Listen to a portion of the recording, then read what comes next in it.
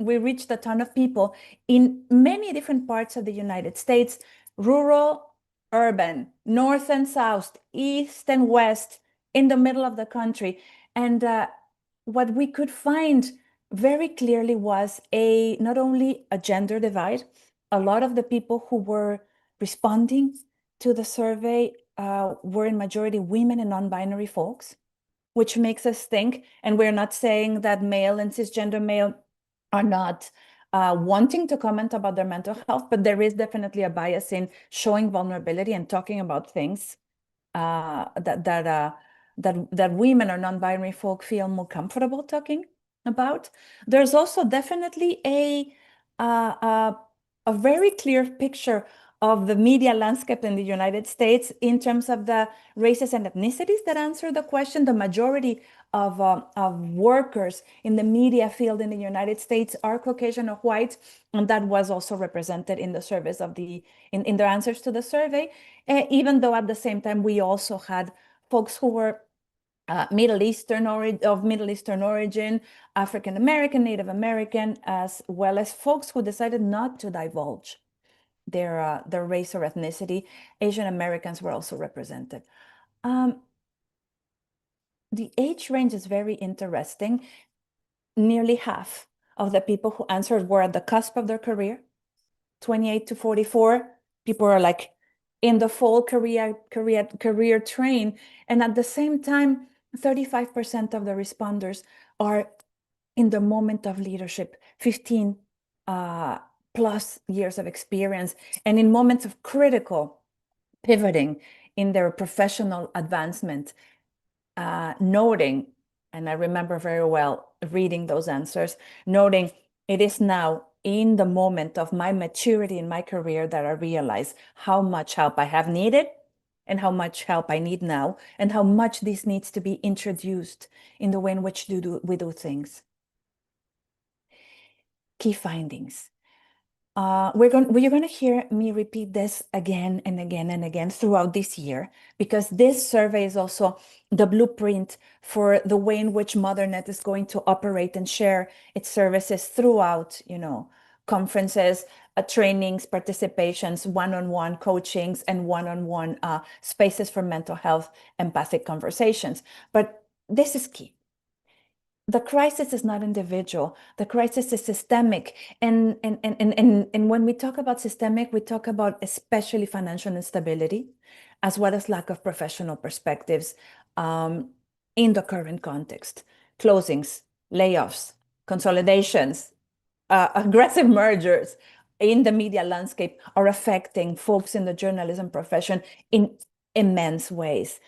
It is also true, and it's also clear that mental health needs to be treated not only as an individual responsibility, but also as critical infrastructure for sustaining journalism and democracy in this country today. Yeah, only 2.5% of the people who answered the survey. We had 80 people targeted, very specific folks who were comfortable enough to answer a questionnaire that was quite long. It was 8 questions that were open-ended, eight questions that were closed. So you can imagine we did a lot of interpreting and a lot of reading. Only 2.5% people say, my mental health is excellent. What does that tell you?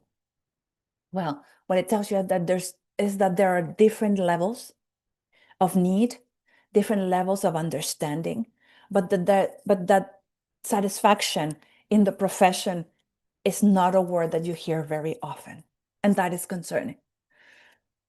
4 in 5 respondents say that they are experiencing burnout or chronic fatigue, and chronic stress in the past year has many reasons. It's connected to many factors. We sympathize a lot with reading answers of folks saying we do so many jobs at once. One single reporter is not only editing, but also taking photographs, is going on the field, doing reports, and also working this whole AI demands in the job. People feel overworked. There's definitely short staffing, and the resources are disappearing in front of our eyes. Today, in the United States, there's only 8 8.2 journalists per 100,000 inhabitants in the union. Imagine that. The notion of news deserts is very, very clear. And so the question is, those who are in the newsroom need to cover even more and more ground. That is exhausting. Uh, the challenges that we find and that people are sharing with us during the survey are very, very clear. And you see, I'm not going to read the slide. You can read it yourself. And the report is published on our website, mdrnet.org. Everything is there for you to use and share because sharing is caring. I just want to stop in point number 5. Isolation and lack of peer support. Almost half of the people who answer the survey feel lonely and they feel isolated. And that, uh, everybody, is something that we can affect and we can change today because that ball is in our court. No money and no time for me is basically the slogan. We could have t-shirts made for that one. It is not possible to be able to feel that we can build a system that takes care of mental health if folks who are requiring it don't have access to it because they can afford it, they don't have time, their employers don't believe in them taking time to take care of themselves, and also the providers are not culturally competent to provide the work.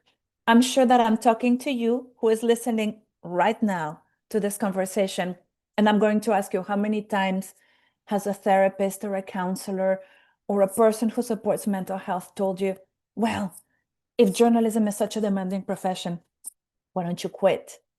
And that is not something that we want to listen, but we don't want to hear that. What we want is for someone to say, we understand it's demanding, we understand it is hard, and we're here for you to build the muscle to be healthy and to continue in the profession because that's what we want. A lot of people also talked about the lack of information. People don't know necessarily if there is help, and when the help is there, where to find it. So that's also another quest that we are that very, very conscious of.